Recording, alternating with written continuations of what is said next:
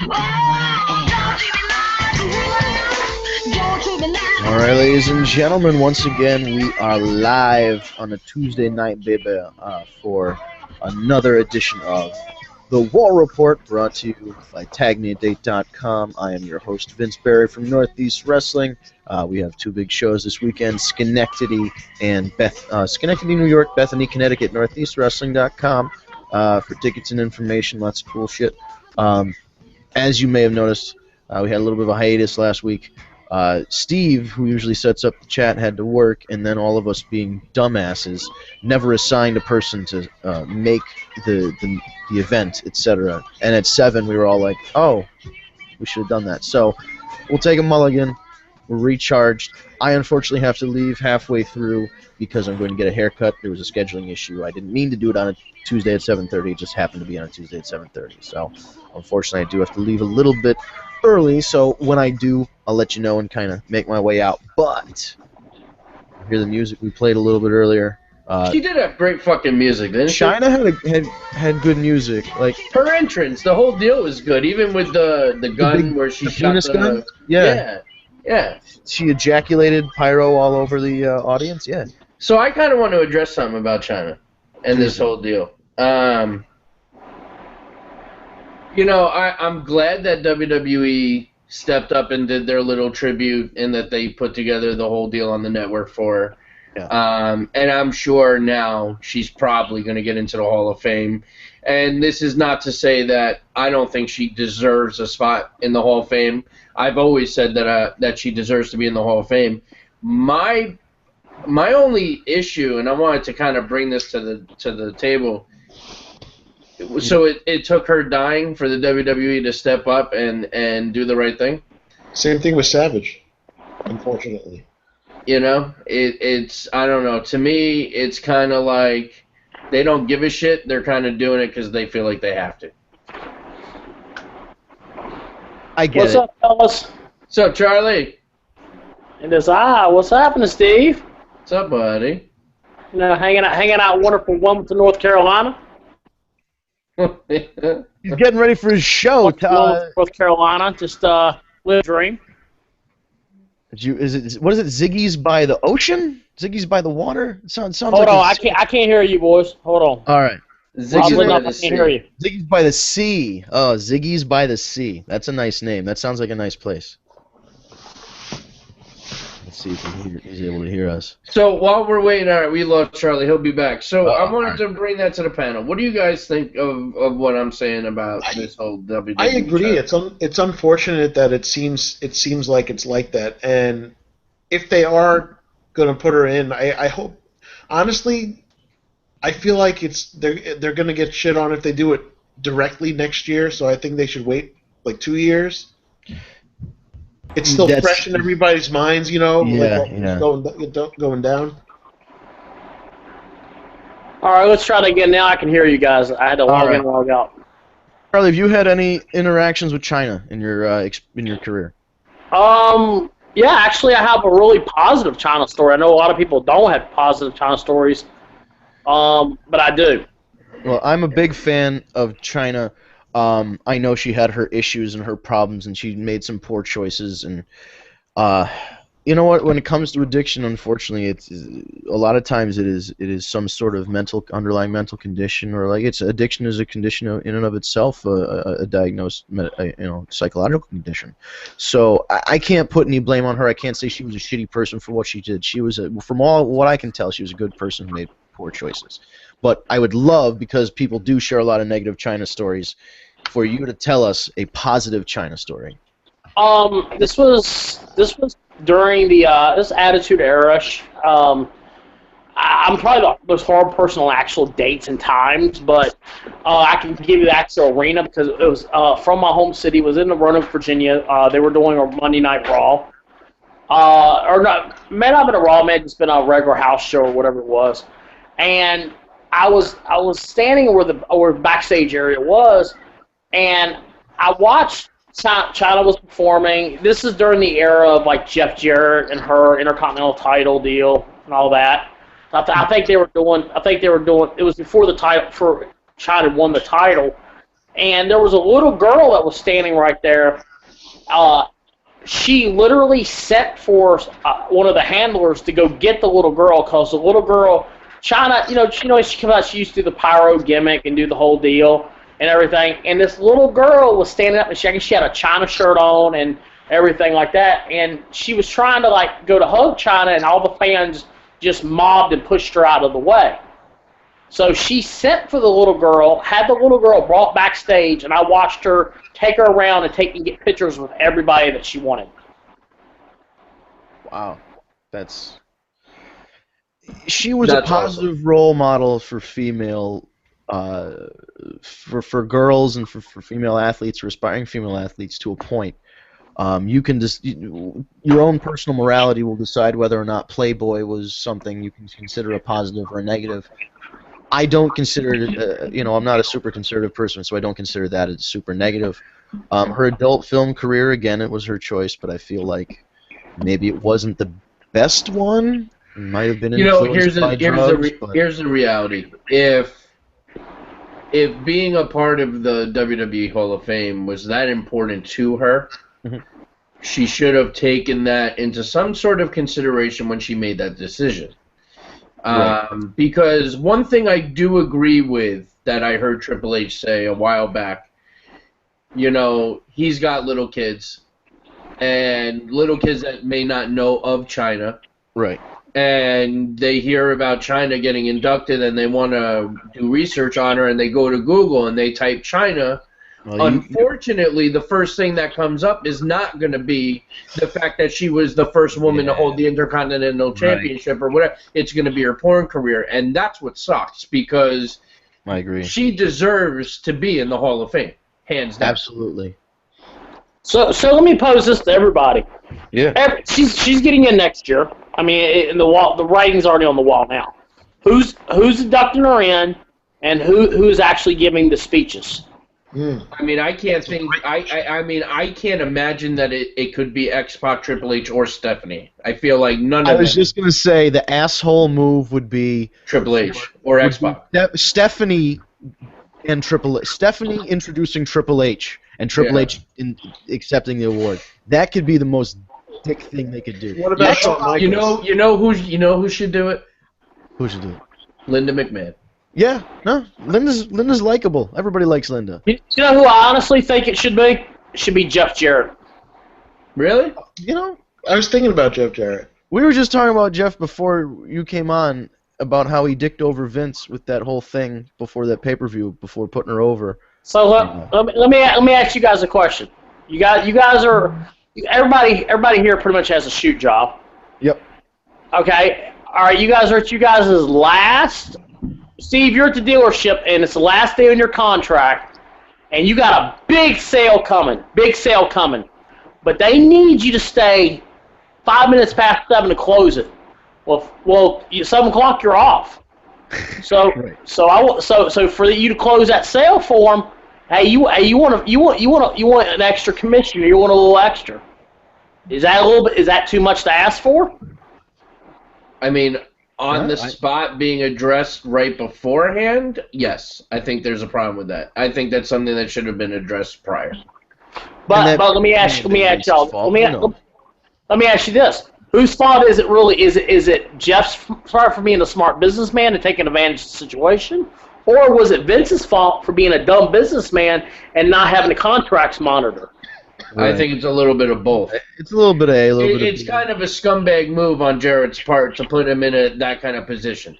Oh, he's a fucking scumbag. I mean, Jeff Jarrett's a scumbag. Let's just call it for what it is. I mean, even though you can't, even though you can catch me as we co-promote the Global Force versus AML show on May 15th. It's James Storr and Ron Simmons as our guest. I mean, let's just call it for what it is. You guys are fucking scumbag. Yeah, I love the cheap pop, the cheap plug. I mean, I'm just saying. I mean, everything's a segue in life. I mean, I'm just, it is what it is. But I mean, I don't know. I mean, my view on Chyna was and is still what it is. I think that she goes down as the greatest female performer in our business's history. I don't know about all that. I don't know that I can personally go that far. I love Chyna, and I think she did a lot for the industry, and I think, she's a Hall of Famer, hands down. Can I say that she's the best in-ring female performer? I don't know that I could say that. She's the only one that realistically could work with a guy. That's what I'll give you. 100%. She's the only, because imagine Trish versus a guy. Lita versus a guy is a little more believable than Trish. Right. Chyna and Nicole Bass. Chyna and Nicole Bass were the two broads. Hey, did anybody? He was on Howard. Who seen that recently? Did anybody see that new thing Nicole Bass did on Howard Stern recently? Yes. Oh my God. She stripped. Richard Christie threw up. It was a great day. God bless the Howard Stern show. Howard goes, "What shoe size are you?" And before she can answer, Fred goes, 20. Oh, that's so wonderful. I think Kong could Kong, get. Okay, yes, Kong is in there, and there's probably Aja Kong from Japan, or at least a Bull Nakano. A couple Japanese girls could do it, but in the U.S., there's a very small number of girls. Right, Lady Tapa, who's a legit MMA fighter now, even though she got choked out or whatever in that fight on New Year's Eve. But hey, but there's very few. That's what we're getting at. Yeah, there were very few, and Chyna was the one that made her offense was believable on a guy. Like when Sable gave Mark Miro the fucking power bomb, that was the dumbest shit ever. Chyna hitting somebody with a pedigree, very believable. Yes. Agreed. But the pop that Sable got on that Sable bomb was fucking ridiculous. Oh my God. Well, because nobody saw it coming and she was hot. That was the Attitude Era, and that's what that was leading up to, because everybody wanted Miro to get his. Yeah, absolutely. Hey, listen, we kind of touched on Chyna. I want to switch gears for a minute, and before we get into Payback and Raw and injuries and everything else, I want to talk about the Ryback situation for a second. And, yeah. And in case anyone doesn't know, Ryback left or was sent home from Raw. There's a contract dispute currently. Ryback has been asked to be off of Raw and off TV until the contract is yay or nay. I want to read something real quick. This is Ryback talking about the incident and his reaction to what's going on. And there's a reason why I want to read this, because I want to kind of open this up. So he goes, "Today I sit and I fly home, and for the first time in years feel absolutely free. I will start by saying I did request to be taken off of WWE television until myself and Vince could get a yes or no on a new deal. This has been going on since my IC title run, and had been nothing but a major strain on my life, as all I ever wanted to do was work for WWE. I was told to head home until we agree or not agree to specific terms, and contrary to reports, it isn't over money or a bust. That stuff was settled a while ago. It comes down to a major problem I have with not only WWE but wrestling in general." Ryback then criticized the company for the pay structure, arguing WWE pays wrestlers who win more than those who often are on the losing end. In a competitive sport, this wouldn't be a problem. But the nature of professional wrestling makes it one, since WWE makes the decision of who wins and who loses. So why not pay the talent equally? The winners have more merch, so that right there is an extra perk for that guy anyway. But when a guy is told to lose and agrees to lose and sacrifice spots in a big pay-per-view, this is one of the major problems with wrestling in WWE today. Most guys take great satisfaction in helping make other talent. The bitching and the moaning we always hear about stems from the fact that they know they are ultimately over time going to make less and live in fear of being released.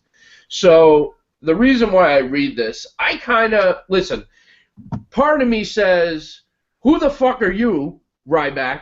You're not John Cena. You're not Randy Orton. You're not a fucking player in the business. If you were gone tomorrow, nobody would give a fuck. You know what I'm saying? I wouldn't give a fuck. And I don't think anyone else would give a fuck. If he's there, okay. But if he's gone, I ain't leaving sleep over it. Just like when the Bellas are gone, I'm not going to fucking lose sleep over it. So I look at it from that side. But then I also read that and I say to myself, he kind of makes a point. I'm not saying that Ryback should be paid like a Randy Orton or a John Cena or an Undertaker, Triple H, Brock Lesnar, to name a few.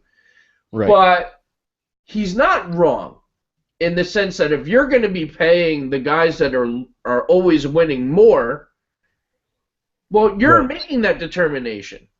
See, this goes back, and I love this that he's posted this because it does deserve some discussion. He's ultimately looking to create a union. Right, and it's not just for him, it's for the other guys, and I understand that. And trust me, if he tries to form a union, Vince McMahon will put Jesse Ventura tried to do in the 80s. Yeah, and then Hogan stooged him out and got him fired, and then Hogan took his top fucking run instead, et cetera, et cetera. I love Hogan, but I know he did some shady things, and that was one of them. But, yeah, unionize, as soon as anybody hears a whiff of that, you're fucking done. You're gone.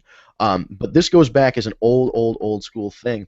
Remember Dusty Rhodes used to say, going to the pay window, baby. Well, back in the day, if you were to fucking shoot, when this was a shoot before it became pro, when you had the fucking show and you pinned a guy or you got the verbal submission because they didn't have tap outs back in the day. So you either won by a pinfall or submission, you literally got paid more because you were the winner, just like in boxing. Dixie Carter would say pinball. Right. But like, but maybe then it's like boxing where Mayweather gets more because he beat Pacquiao. I get that, but then maybe you should have it set up where your mid-card guys get paid X amount plus merch. It should be, and then your higher tier guys, they get whatever they get because they're higher tier. They're winning more matches because they're the ones that are ultimately putting the butts in the seats. Back a few years ago, and I think this is correct, the lowest salary in 2013 was Jinder Mahal, and he was making something like either $78,000 or $83,000, something like that. That's a nice living for That's fucking. That's a very nice living. But then you have to remember, you take out travel and you know, gym memberships and meal prep food, all the costs of living on the road erode that number. So while you've got a guy like him making, like, let's say $83,000, you've got Zack Ryder, who at that time was more hot. He was making $125,000. And like, let's say he had the U.S. title at the time, and so you're looking at this like, if you're Jinder Mahal and you wrestle Zack Ryder and he pins you, he just made $7,000 on his upside for showing up on SmackDown. You just made $3,000 on your upside for showing up on SmackDown, and you did the same amount of work. And what's worse, you made your character look worse, and you made his character look better. So why? I agree. I think what the range is too broad, because right now it's like you could make $80K or you could be making $500,000. You know, if you said, okay, all you mid-range superstars are now within a certain bracket of making money, that would be better. Because if you look at it, yeah, what's the difference between a fucking, at this point, an Adam Rose and a Sin Cara? You know what I mean? They're basically at the same level, and you'd hope they make the same amount of money. Should Kalisto be making more than Ryback? That's, you know, I'm not the one to answer that question. So, you know, I'm sure Ryback would say no. I mean, you know, if you look at it from the way you're talking about it, then yeah, Kalisto should be making more. He's the champion. Yeah. He defeated him on the pay-per-view. Right. You know, but at the same time, WWE is ultimately writing that. This is like Friends. The cast of Friends all came together and said, we want to get paid the same amount, and we want to make this much per episode. And eventually the network had to say yes. Right. So they're making a lot by the end. Right. They were making like $1 million episode each, but. Sorry, guys, I got knocked out. Yeah. So what is Ryback's argument, the reason he doesn't want the dispute on the contract? I'm just trying to understand it. Ryback believes that even job guys should be making a better salary because job guys are putting over the talent. So he thinks that there should be more, less parity in the, you know, parity. He's taking a point of view that, you know, winners make more than the guys that are losing all the time, but that's also and the winners are getting merchandise and stuff. Right, that's being determined by the WWE So, there should be a more even pay structure for everybody. Okay, so as a promoter, me looking at, I would look at Rob back and say you're the dumbest fucking person in the world as a promoter, because here's my thing, and this is my argument. You looking at the business point of view. Okay, that's like me saying, okay, Tommy Dreamer is my big star that I use a lot. Tommy Dreamer. Okay, so he should now Tommy. Oh, so Tommy Dreamer and Dalton Castle should get paid the same amount of money because they're big superstars. I mean, everybody's based on a scale. See, I love the system, and I think that it should go back to that in the business of you get paid based on the asses you put in the seats. Yeah. Damn all this, mid card, blah blah blah. How many asses did you put in the seat? How many sponsorships? Because you be on the show, that I was able to sell. That's how I determine my guys. If Dreamer says I want this, okay, cool, you're gonna get paid this. Now I may give him a bonus based on I was able to sell 2 sponsorships extra because I had him on my show, or I know that an extra 100 people showed up because they wanted to see him. That's how you base on giving performance bonuses. Right, and now, but I think he's making the argument that they're at a level where that's not, like, the WWE name is bringing in the people, and that, I think what he's thinking is we should be paid as characters on a show and not based on our shoot win-loss record, when the shoot win-loss record isn't a shoot, it's a work. So we're being told to lose. It's not that we're on a losing streak. We're on a predetermined losing streak. You know what the problem is with this whole thing? That it's Ryback that's coming forward with this problem. Yeah. Because nobody gives a flying fuck about Ryback, and nobody gives a fuck if he's there or not. He's the wrong guy. Now, if it was like Randy Orton, or even John Cena, now there's something to talk about. But nobody cares about Ryback. Yeah. Well, let me ask you guys this: back in the Attitude Era, when the houses were good, because I mean, some of the payouts then are what top guys make now. Bottom guys were making because houses were so good, pay-per-views were so good. If the fucking product, if these guys weren't fucking out there complaining about not doing spots and not wanting to do this or not wanting to do that, or actually get the fucking product over, right? How about the product would be better, and then at the end of the day, the money will be better, the payoffs will be better. That's true. I mean, I think they've got a funny perception where they see 100 and something thousand people at WrestleMania, and in their mind they go, well, Roman Reigns sold those tickets. It's like, well, you got to go back and rethink that strategy. He was in the main event. WrestleMania is going to sell out an X number of seats regardless of who's in the goddamn main event. I don't think he tipped the dial either way. Oh, no. I think you can put anybody in that main event and they still would have got 100. I'm sorry, that was a boring match. I'll just put it out there. Think about it. How big of a snoozer was Triple H's match against Randy Orton that one year? It's the same kind of deal, and it was the same. It was the same fucking match, basically. Whereas Reigns versus AJ at Payback was a lot better. Oh, it was a good match because Roman Reigns did nothing, and 4 people made him look great. that was the fucking AJ and the Bullet Club and the Usos all coming out to cover up the fact that Roman does 5 things and 2 of them are a punch and a kick. I feel like I kind of feel bad at a point, and sometimes I'm like, well, he kind of set himself up for it. So I don't know where I land on that, but maybe we should go into Payback then, since we touched on that. Yeah, let's go into Payback. I unfortunately do have to leave because I have to go get a haircut again, scheduling issue. But I'll give you my basic Payback review. Pretty much similar to WrestleMania. Very good matches, I felt, for the most part. The women's match was a little sloppy, but the finishes killed fucking just about every match on that show. Agreed. The women's match got killed dead by the screw job finish, and the fucking main event got killed dead by 2 dusty finishes in a row.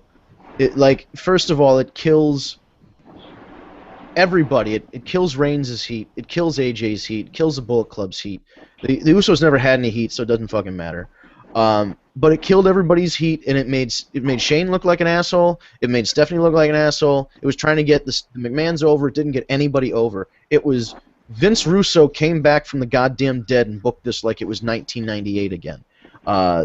So again, good matches, wrestled well matches. Speaking of Vince Russo, you can always catch Vince Russo on October the 28th. You can also catch him October the 29th. You can also catch him November the 25th, and also on July the 30th at Gimmick Tree Model Vintage Wrestling shows. But continue.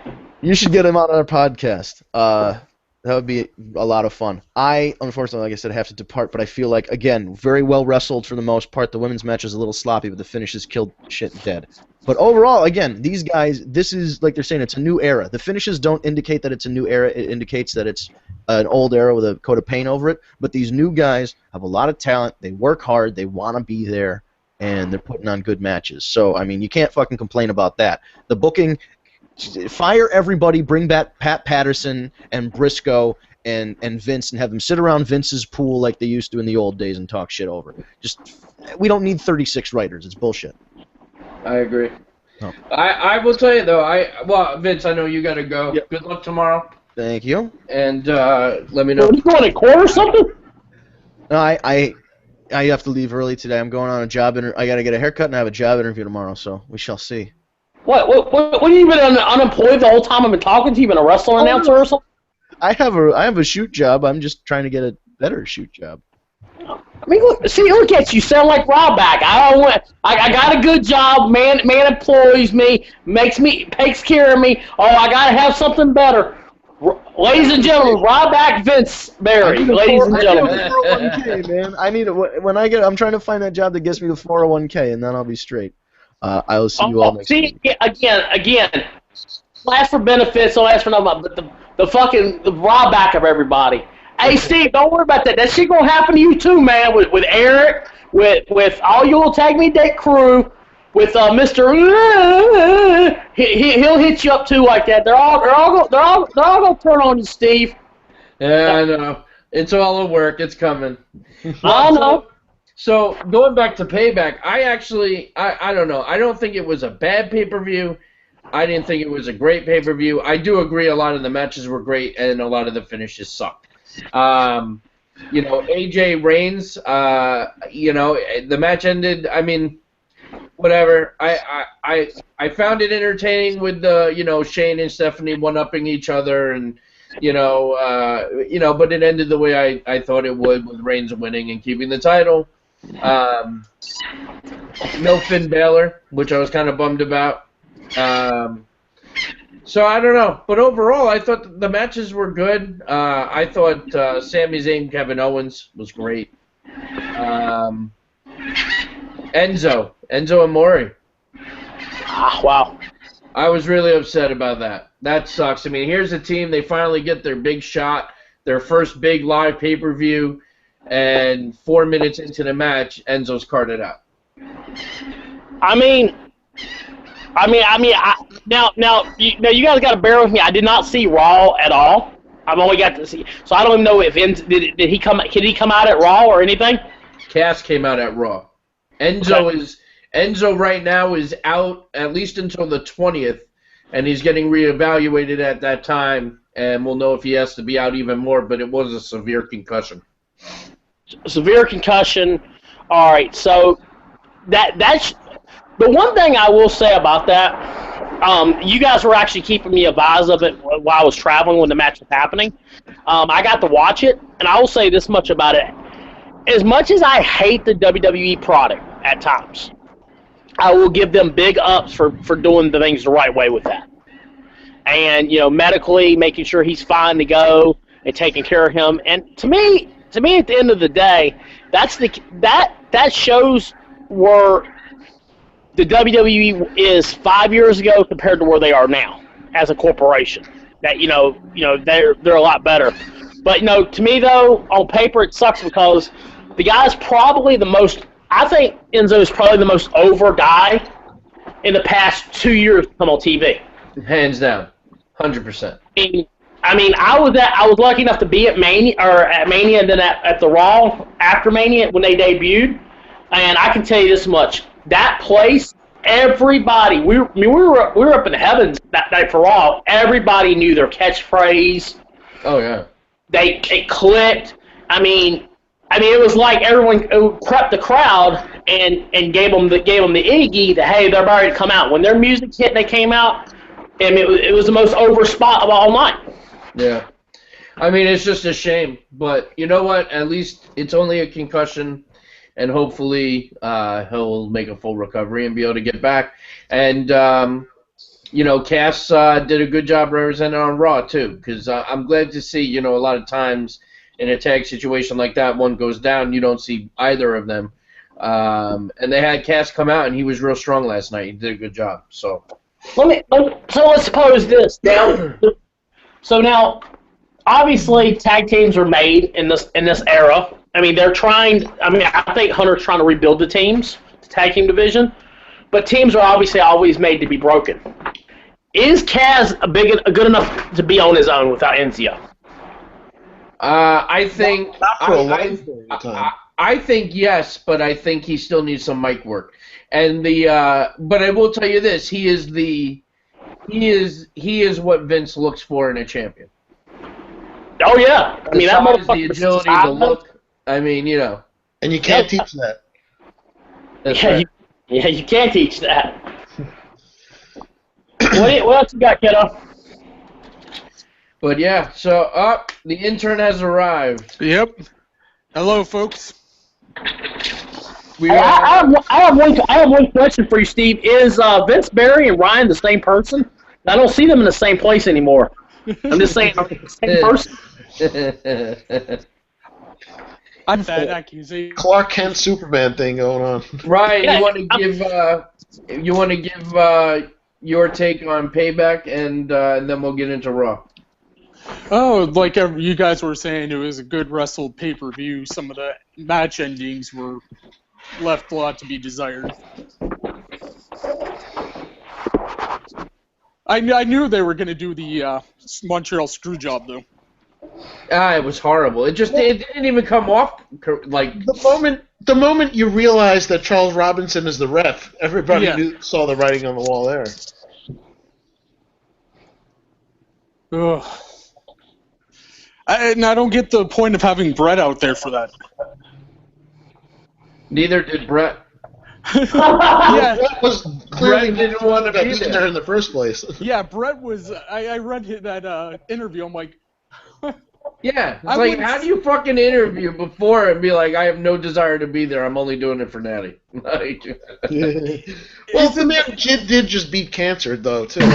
Isn't that counterintuitive to do it for Natty and then say it? I'm only doing it for Natty when that hurts backstage WWE politics.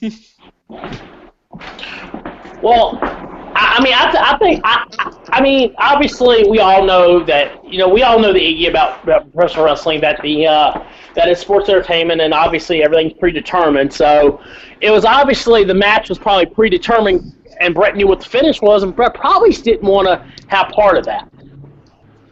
Because you really think about that, I don't care if it's years later, that's still a sore subject for Bret Hart, the Monster Screwjob, because, I mean, for him to go out the way he did, and because after that, Bret was never really the same no matter what in WCW. No, not really. And I mean, so the last time you hold a WWF WWE title is known as a moment Bret probably wants to forget, and you want to relive it just because I'm out there and playoffs me, instead of honestly Charlotte and her could go out there and have a great match with each other without all that. It would have made sense to have that be the initial match, then bring in Bret. I'm a big fan of 3-match series. I think that's a good way to always finish stuff, start stuff, end it. I mean, to me, I would have ended it. That would have been the beginning, the screw job. Bret comes in, gets a little revenge, and then your payoff's Money in the Bank. Yeah, that's what I was referencing, is you bring in Bret, have him come out and go, kind of like he did in WCW at Starrcade 97 with Sting and Hogan. Absolutely. Now, So, Steve, let me ask you a question. Maybe you ask yes to the panel. Do you guys think at Money in the Bank we're gonna get the first ever women's Money in the Bank this time? I mean, I think if there was ever a time for that to happen, it would be now. They have to choose carefully who they put into that. Becky Lynch, Sasha Banks, They can Charlotte, Natty. Why would Charlotte be in it? What? If I said, why would Charlotte be in the Money in the Bank match? Oh, no, I didn't think. I was just saying a women's. I'm sorry. Forgive me. I don't think they would do a separate Money in the Bank for the women, but I could see them doing like a 6-women ladder match for the title. That makes sense. I mean, I really think they ought to honestly do a Money in the Bank for the women. Give one of the women the Money in the Bank, because it would be a way. If you really truly believe that the women's title is equal to the world title now, then you need to treat it that way. I'd love to see it. As long as they don't make the suitcase pink. I think they're over that. It would be interesting, though. Because you think about it with Sasha, with Becky Lynch, you throw in maybe Natty, obviously. Then you can throw in Uso's wife. I can't think of her name. Naomi. Yeah, she's athletic enough. Yep. Yeah, I mean, and then you could probably bring Becky Lynch up, probably bring her up for it, or whoever. It don't matter, I mean, we get a good time for Bailey to come up. Yeah, it would be. It makes sense. I mean, I seen a preview of the. I don't know if it's been publicly, but I mean, somebody shared it with me today. I seen a preview of the SummerSlam in Brooklyn, like the new one from Brooklyn, and Becky's all over that thing. Is she? Yeah, so I mean, I think she'll be up for summer. By the summertime, to make some money. I mean, that's where everybody wants to see her come up. So I mean, you'll see. That'd be interesting. So, what are thoughts on Raw? I know Charlie didn't see it. I thought Raw was pretty decent, actually, all the way through. I enjoyed the show. The ending, I wouldn't have had Reigns come fire back up and lay out the Bullet Club. What? What happened? AJ and Doc Gallows won the match. Okay. They teased the whole chair. They're holding up Reigns with threatening to hit him with the chair. Yeah. AJ declines, and Reigns and Usos have a comeback with Reigns. Well, no, but strong. the interesting part of that exchange was that AJ was like, "No, I'm not going to do it," and then Uso came from behind and hit AJ with the chair. Oh wow, really? Oh man, wow. Okay, that's different. So then AJ turned around and retaliated with chair shots to the Usos. Reigns saw that and then was kind of like, "You just hit my family," and got roided out and then took everybody out. So let me ask you a question. Do you think that what they're trying to do, maybe they're trying to force AJ to become a heel? Like, I kept trying to be the good guy. I kept trying to be the good guy here. I kept trying to do it the right way. The problem is as long as this is happening against Roman Reigns, AJ is not going to turn heel with the fans. Exactly. Right. They're not going to get him over as a heel because no matter what they do to Roman, they're going to cheer. Let me ask you this: do you finally just acknowledge it and say screw it, and you have Roman go with the Bullet Club? Oh, if you can't beat him, join him, kind of deal. Yeah, like screw. They turn on AJ, and then they help Reigns keep the title. I don't know. Everyone keeps talking about them turning on AJ and this and that. I don't see what sense that makes. I personally think you lose a lot of fucking merch money. I would come out with my Bullet Club style shirts immediately. Right. That's what I'm saying. Let's. The only way it would make some sense is if you bring up Finn Balor and have him kind of. Yeah, if they're going to turn on AJ, then Balor's got to be the leader. Because if Reigns is, then it just fucks it up, merchandise-wise. Yeah, of course. That's what I'm saying. I mean, I don't know. To me, there's much. See, the problem is you got to remember this. And the Bullet Club, because I'm a big Bullet Club guy. You never had AJ and Balor on the Bullet Club at the same time. That's right. They were both different leaders at different times. I mean, so, you know. Who's leader now? Kenny Omega? Yeah, Kenny's technically the leader now, yes. And now, of course, if you want to see the Bullet Club, you can come July 30th by the sea, Wilmington, North Carolina. You can see the Crown Jewel Chase Owens, and of course Amber Gallows, the wife of Luke Gallows. You can come see that. They will be there at Masters of they won't be at Masters of Ring because they can't book them. They will be at Gimmickry Entertainment and Modern Vintage Wrestling. But back to your note, yes, yes, you can make a lot. You can make a lot of money doing that. Absolutely. I bought my Bullet Club shirt from Doc and Luke Gallows at a GFW event. There you go. I mean, there's a lot of money out there for that shit. I mean, to me it is. I don't know. I mean, I personally myself would want to. I mean, you know, but the thing is you keep the WWE universe is so weird. You keep teasing something like it's officially going to happen, like they're officially going to be the Bullet Club or they're going to be the Balor Club. Eventually, the fans just get sick of it and they don't want to see this shit. They're like, yeah, you screwed with me too long. People's attentions are not what they used to be. That you can't build an angle up for a year. They want it now. If you don't give it to them, screw it. Hell, they'll go create it on 2K16 and get to see it for themselves, and that's it. Yeah. That's true. I mean, look at a couple years ago when they built up Rock and Cena for a whole year. You know, a whole year to build that up, and then they turn around and then they gave us a break and then build it up for another year. People don't want to. People won't spend their time like that nowadays. No. True. Yeah, you can't build it up like Hogan Andre for where they had a feud for a year and a half. You can't do that anymore.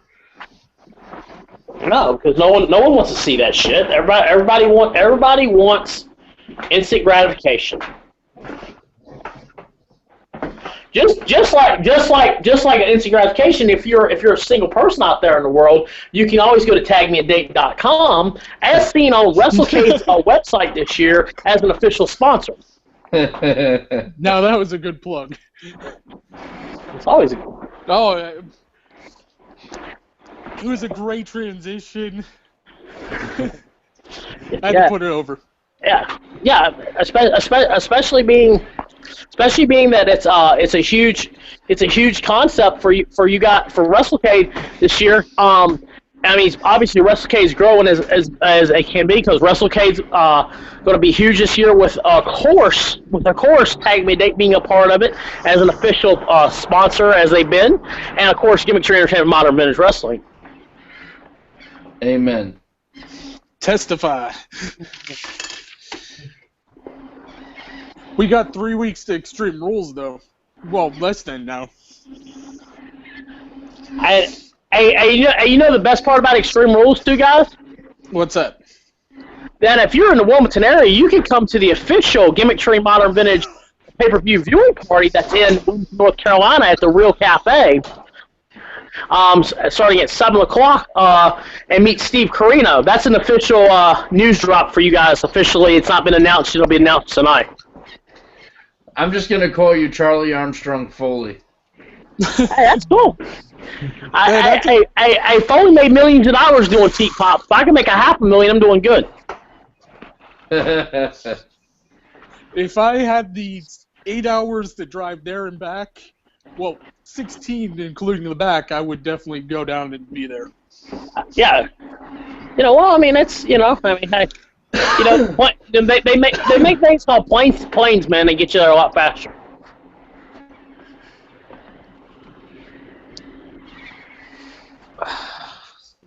But now, so let's get back. So do you guys really think that AJ's winning the title, Extreme Rules? I doubt it. I do. I think they're waiting, going to have Reigns be the one who's holding the title for when Rollins comes back. Now, or are they going to do another classic screw job and make us go to Money in the Bank and have a ladder match for the title? I can kind of see that too.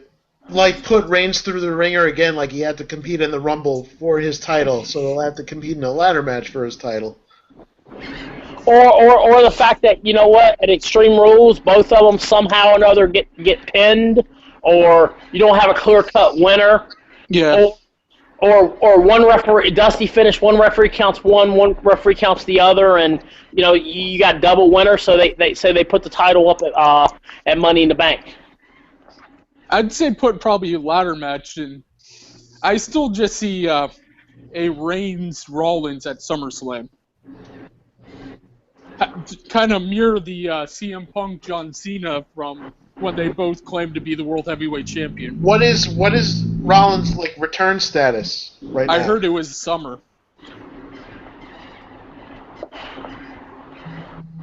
Speaking of Cena, that's a good segue. What do you guys do when John Cena returns in 2 weeks on Monday Night Raw? I'd like him to rescue the U.S. title again. I'd have Rusev take up the title and have John Cena come back and challenge for it. Oh, jeez. I don't know if it seems to me that everything Cena did for the U.S. title got undone when he dropped it. Yeah. Especially with Kalisto.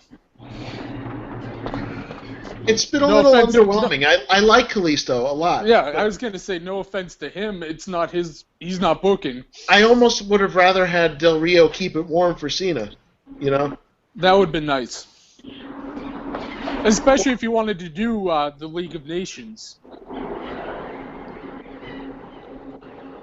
I mean, let me ask you guys this: if this is the case at the end of the night, end of the day, John Cena returns, Randy Orton returns. What do you do with two of probably the greatest athletes that you're going to have in the summertime? What programs you put them in? Wouldn't it be interesting if both of those guys went for the mid-card titles like they were planning to do with Cena and Daniel Bryan? That makes things interesting. I could see Randy Orton getting into a feud with Kevin Owens. You know, something we haven't seen yet. You know, or something like that. Or you could do the feud where you got John. What about Rusev and Orton? I'd like to see. That's interesting. They haven't done that yet. I'd love to see Kevin Owens and Randy Orton just for the pop-up powerbomb into an RKO. Oh shit! Yeah. That's a good visual. Sorry, Well, as soon as you said that, it instantly popped in my head. I'm like, that'd be a good pay-per-view spot. Because Orton's thing on Rollins at Mania a couple of years ago was fantastic. Yeah, that's exactly what I was playing off of. It's definitely a lot of history that. I personally think it's going to be a good summer for wrestling. I really do. I agree. Because that's the key, man. Is if you guys have if we can have a good summer for wrestling, to me, you've got to build SummerSlam up as much as you built Mania. Absolutely. You're going to have a lot of returning guns. Rollins. Orton. You're going to have every top player that's available that'll be there. And if they're available, I can tell you this much. To me, is if the ratings continue. Does anybody know what the ratings have actually been recently? I can tell you that this week the ratings went up. Went up, okay. But for the previous last few weeks, it started to decline again. started to decline again because the newness of Shane wore off on everybody.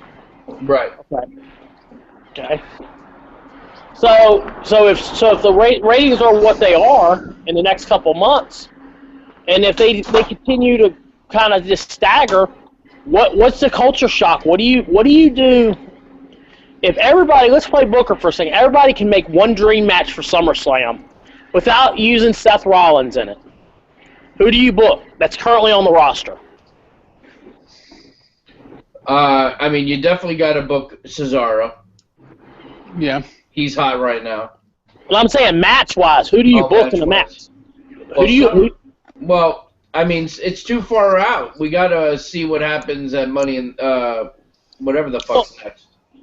Certain rules, but what I'm saying is, okay, you if you were to set up a program now that's going to start the night after Extreme Rules and go all the way to SummerSlam, what's the program? What's the money program? Kevin Owens, Sami Zayn is continuing to SummerSlam. Yeah. I'm convinced of that. Yeah, because I feel like Extreme Rules, they'll be involved in some kind of fatal four-way with Miz and Cesaro. If the Bullet Club thing happens and the whole deal of Finn Balor and AJ and all that, I could see AJ Styles versus Finn Balor at SummerSlam. That's money. That would be money. You could have what would be kind of fun is have Finn Balor and AJ Styles fight for whoever's in control of the Bullet Club at SummerSlam. So there's a stake to be had. And you would free up Reigns to have another match disjointed from it. I would, at Money in the Bank, I would have Kevin Owens win Money in the Bank and cash in on SummerSlam on Reigns the night after Roman has whatever match he has at SummerSlam. Okay. So you would book Owens to be your next world champion.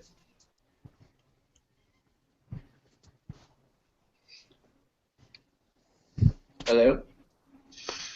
Charlie? I still see him, but I'm not hearing. Yeah, I don't think he can hear us. What do you guys think of that? Would you guys book Owens as your next world champion? I don't know. I would love to see Bray Wyatt with the Money in the Bank. Just for the teases you can...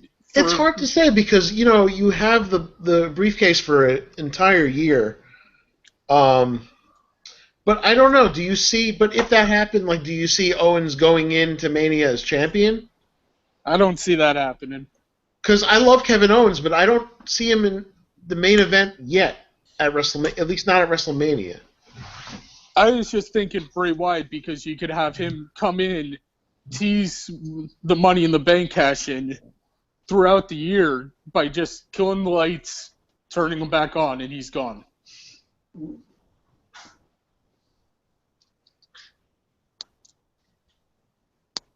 I guess we lost Charlie. Yeah.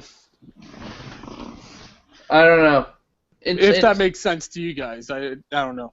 What do you think, Eric? It's hard to, Mania especially, that's really far out to even think of, but I don't know. I could see Owens as a Money in the Bank winner. I could see Bray Wyatt.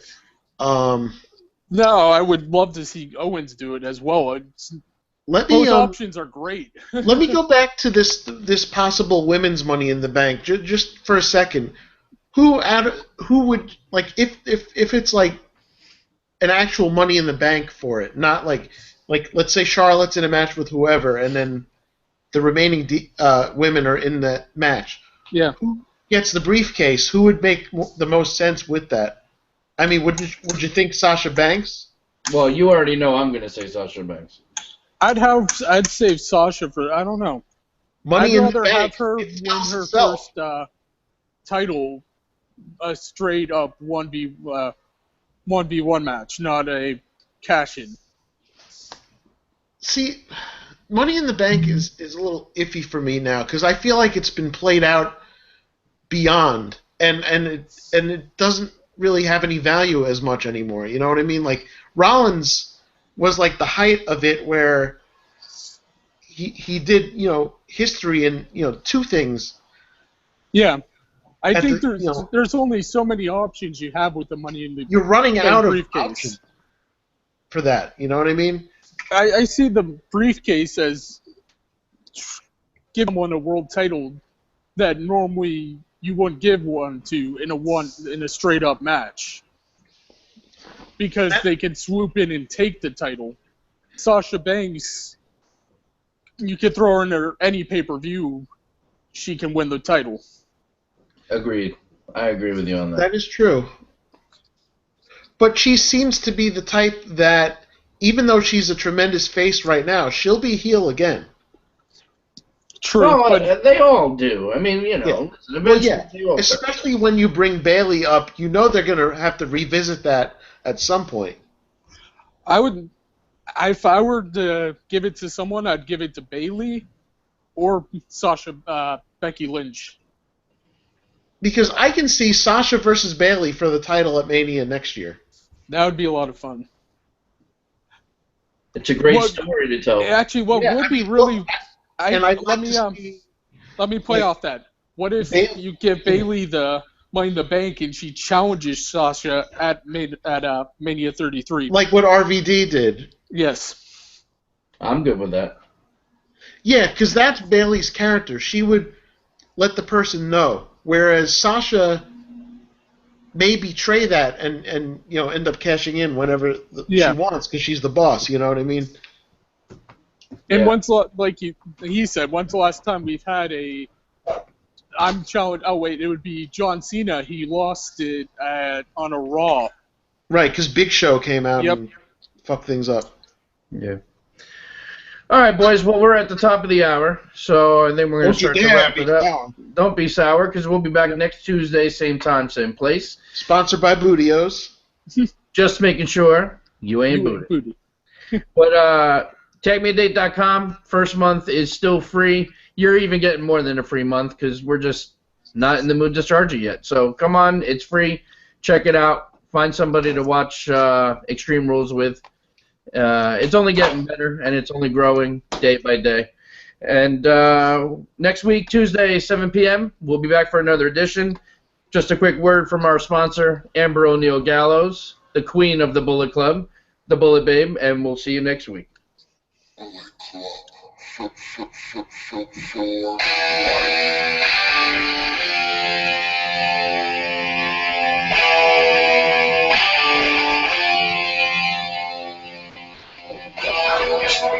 Please, Amber O'Neil, the Bullet Babe, right here, right now, to tell you to get over to TagMeADate.com, where wrestling and dating all goes down in the same place. If you want to meet your soulmate at a wrestling event like I did, then you go to TagMeADate.com.